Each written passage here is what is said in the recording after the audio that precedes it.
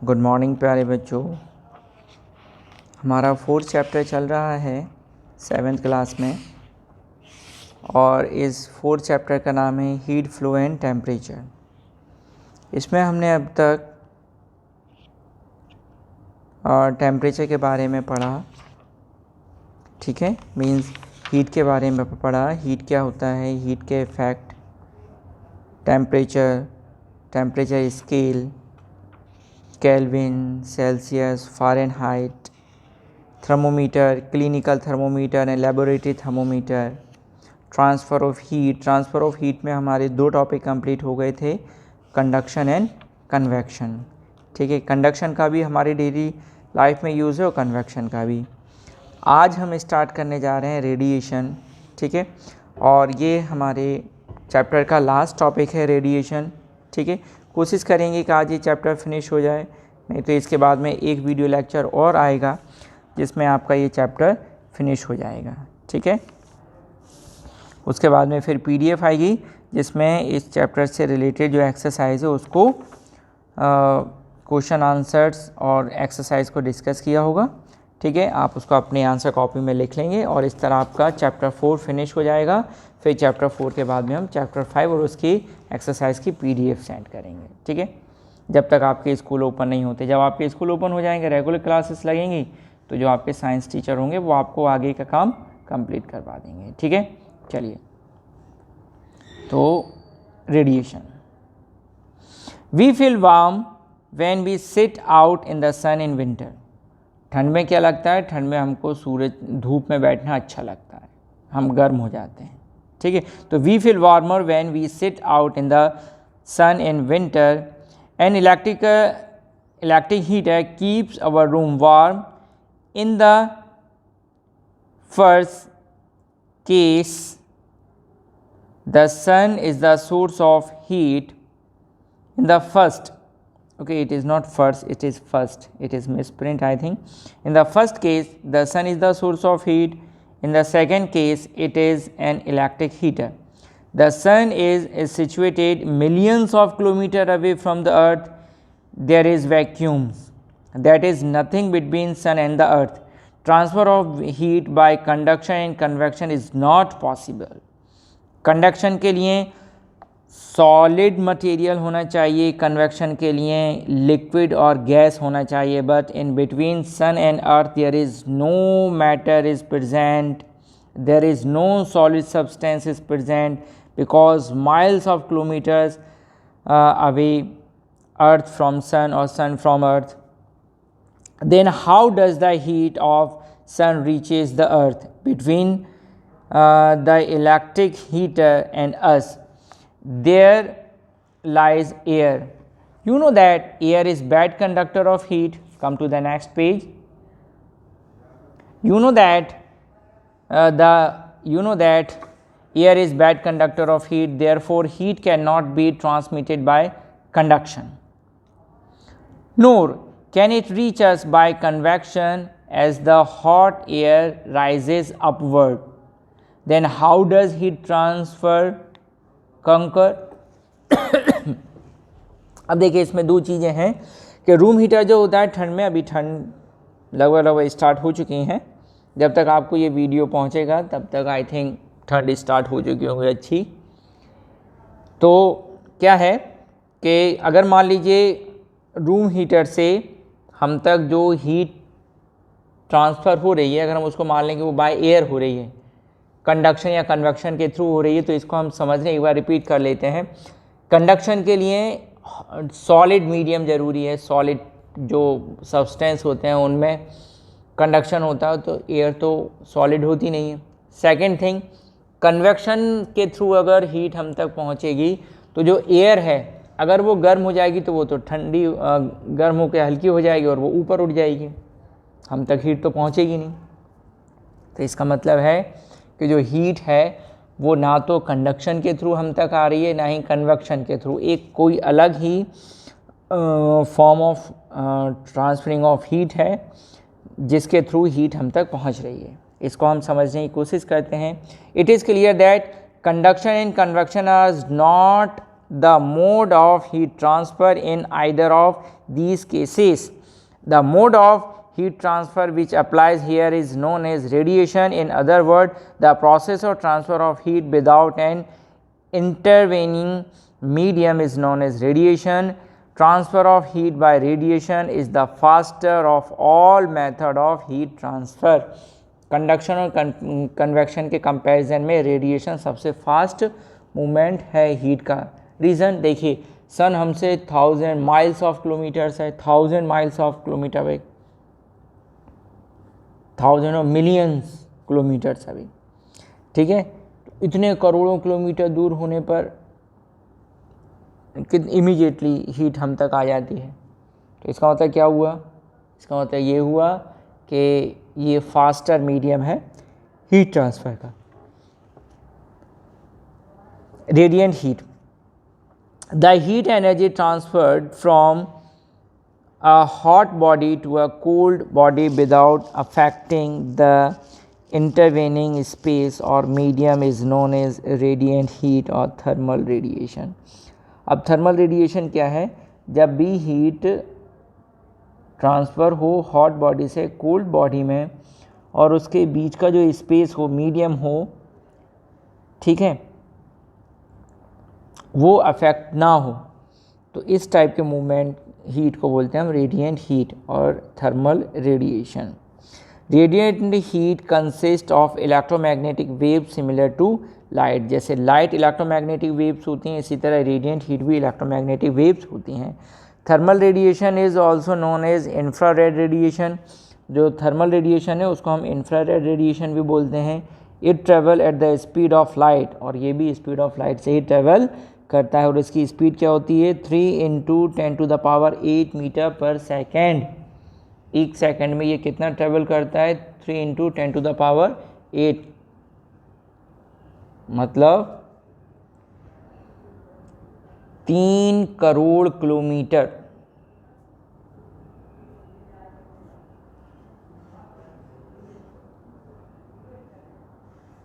तीस करोड़ किलोमीटर, ठीक है. इसको अगर हम बोलेंगे किलोमीटर में तो 3 लाख किलोमीटर. एक सेकंड में लाइट कितना ट्रेवल करती है? 3 लाख किलोमीटर. कितना बड़ा डिस्टेंस कवर कर लेती है एक सेकंड में. We just blink our eyes, close and open, then इतने टाइम में लाइट रेज कितना ट्रेवल कर लेती हैं? 3 लाख किलोमीटर. ओके. और सेम मूवमेंट किसका होता है? रेडिएंट हीट का. चलिए next, absorption and radiation of radiant heat. Means radiant heat का एब्जॉर्प्शन और रेडिएशन मीन्स वो किस तरह एब्जॉर्ब हो जाती हैं और किस तरह बाहर जाती हैं.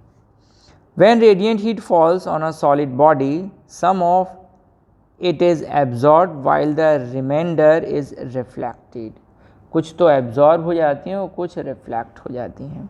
The amount of heat which absorb by body rises the temperature of the body, rises its temperature.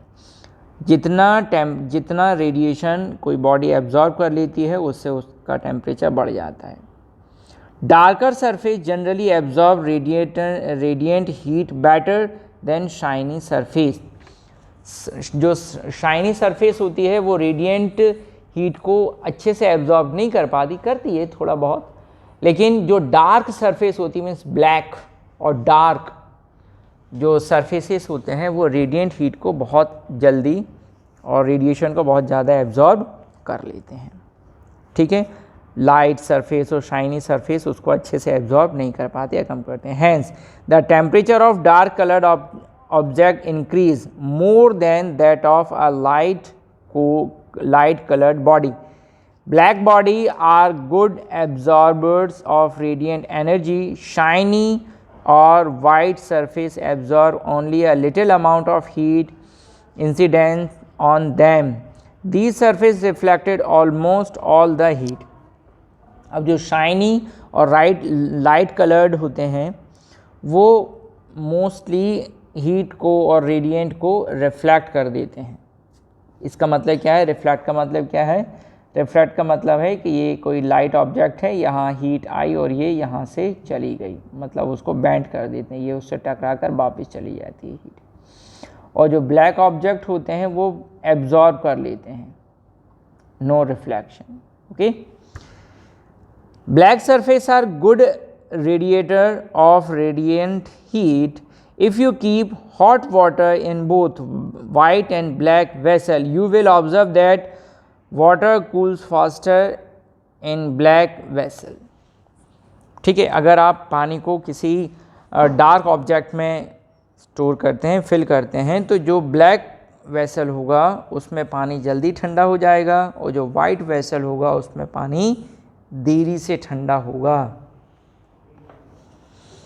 ठीक है, तो इसका मतलब क्या हुआ, जब भी आप पानी को किसी ऐसे ऑब्जेक्ट में फिल करेंगे जिसका कलर लाइट है, तो वहाँ क्या होगा, पानी देरी से ठंडा होगा।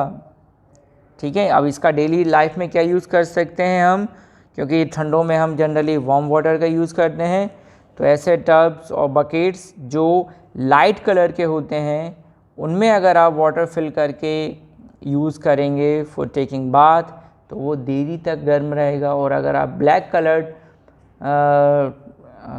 बकेट्स का यूज़ करेंगे तो वो जल्दी ठंडा हो जाएगा, इसको याद रखिएगा। Factors influencing radiant heat.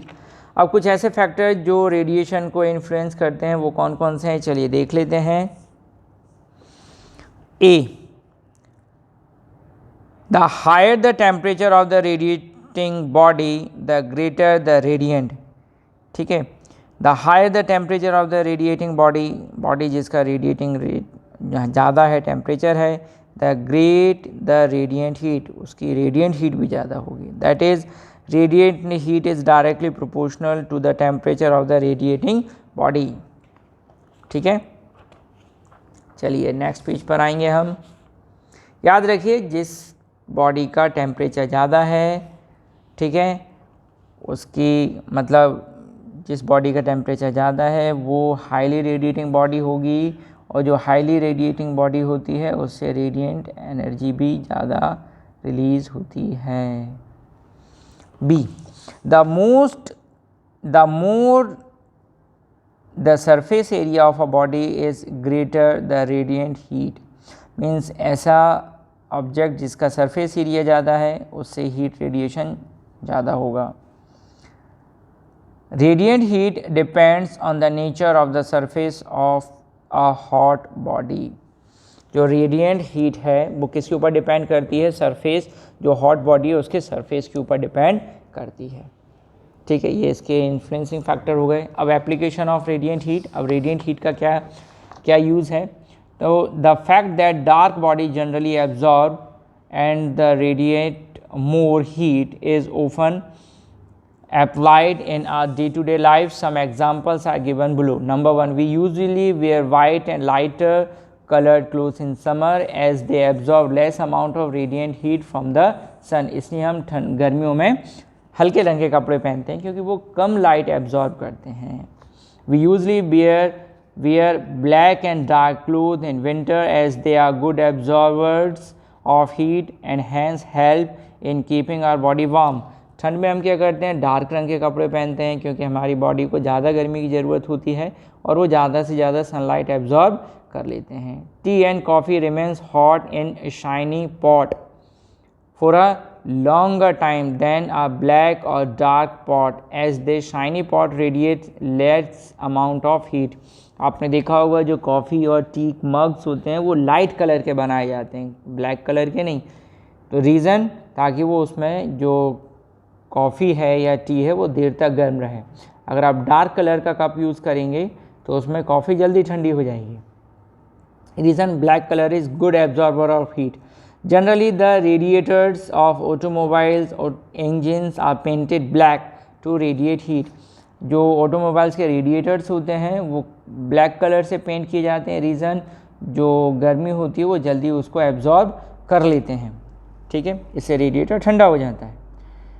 The undesired of most cooking vessels is black while the other side, sorry, the underside of most cooking vessel is black while the other side is shiny, as black surface absorb more heat from the flame. The shiny surface is poor radiate of heat so that the food remains hot for long time.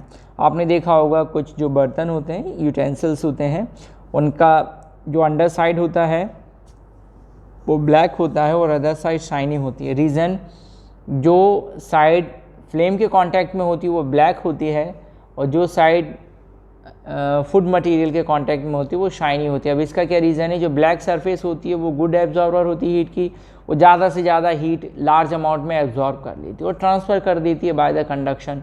And जो food material होता है by the convection वो hot हो जाता है. अब क्योंकि shiny surface है इसलिए वो खाने को देर तक गर्म रखती है, क्योंकि जो शाइनी सरफेस होती है वो ज़्यादा एनर्जी को एब्जॉर्ब, हीट को ज़्यादा एब्जॉर्ब नहीं करती. अगर इसका हम उल्टा कर दें, शाइनी सरफेस हीट के फ्लेम के कांटेक्ट में कर दें और ब्लैक सरफेस फूड मटेरियल के कांटेक्ट में कर दें, तो क्या होगा? एक तो बर्तन देरी से गर्म होगा और खाना जल्दी ठंडा हो जाएगा. Reflecting solar films are generally used in car windows as they reflect the radiant heat of the sun and thus prevent from entering the car. ठीक है, तो रिफ्लेक्टिंग सोलार फिल्म्स जो होती हैं वो कार्स विंडोज़ में यूज़ होती हैं. ठीक है. 7th is solar cookers absorb radiation from the sun and use it to cook food.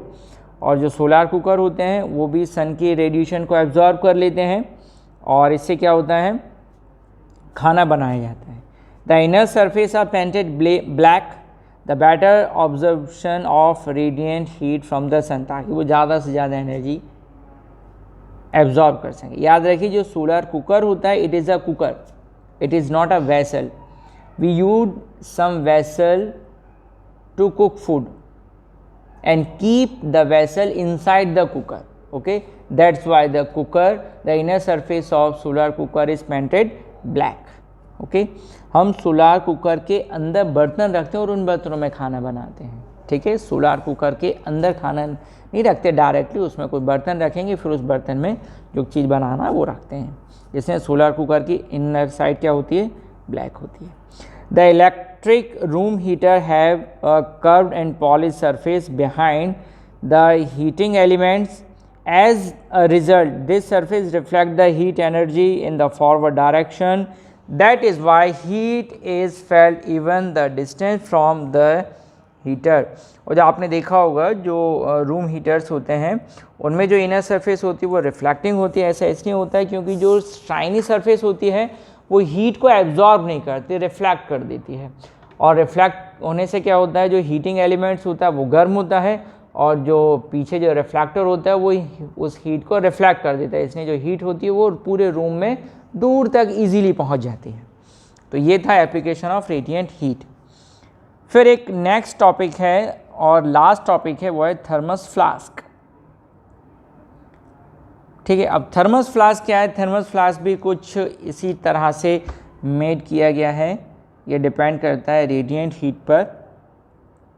ठीक है, अब थर्मस फ्लास्क में क्या होता है? अगर उसमें आप कोल्ड वाटर फिल करेंगे तो वो कोल्ड रहेगा और अगर हॉट करेंगे तो वो हॉट ही रहेगा.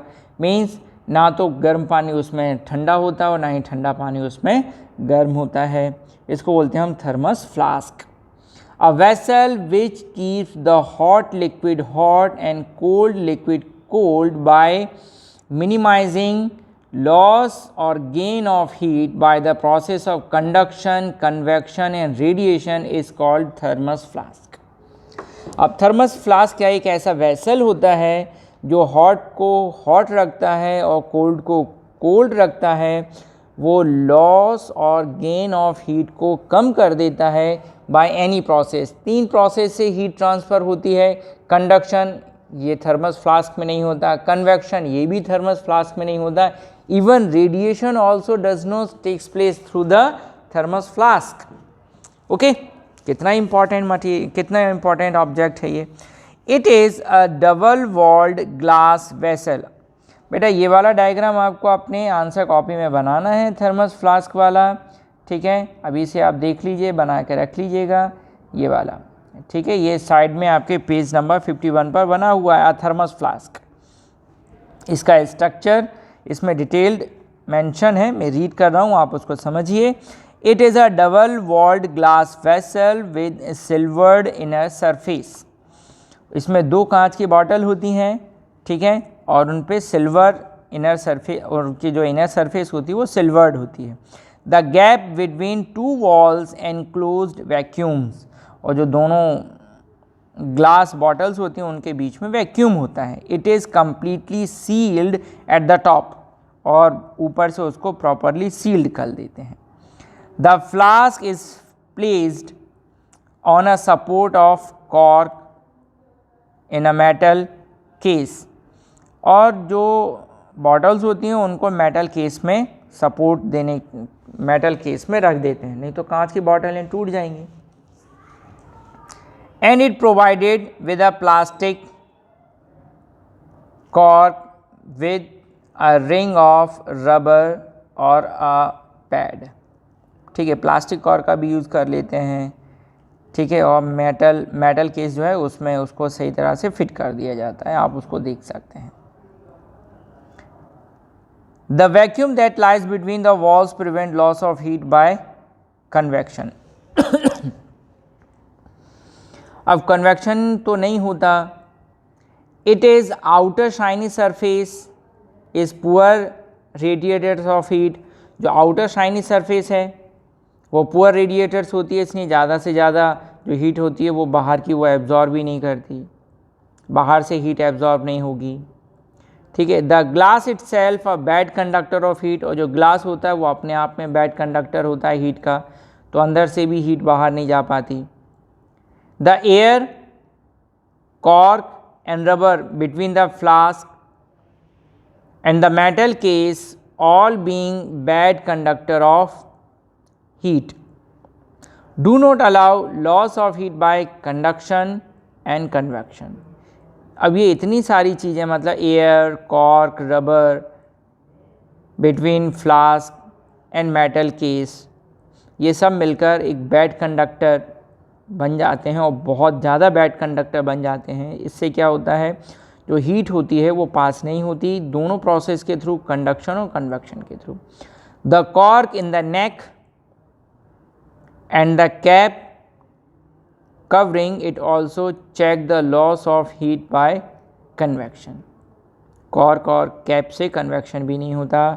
इन the same way the vacuum between the glass wall and rubber cork on the flask does not let the heat from the atmosphere enter in the flask by the process of conduction. दोनों flask के बीच में जो gap होता है उसके through भी heat अंदर नहीं आ पाती कन्वेक्शन प्रोसेस के थ्रू, और रेडिएशन भी नहीं हो पाता। Thus the flask can keep hot liquid hot and cold liquid cold for a long time. A typical domestic thermos flask will keep a liquid cool up to 8 hours. 8 घंटे तक आप उसमें कोई भी लिक्विड मटेरियल को रख सकते हैं, कूल रहेगा या गर्म रहेगा, ठीक है। मींस इतना टाइम हमको मिल जाता है, 8 आवर्स के हम एक स्टेशन से दूसरे स्टेशन इजीली ट्रेवल कर सकते हैं।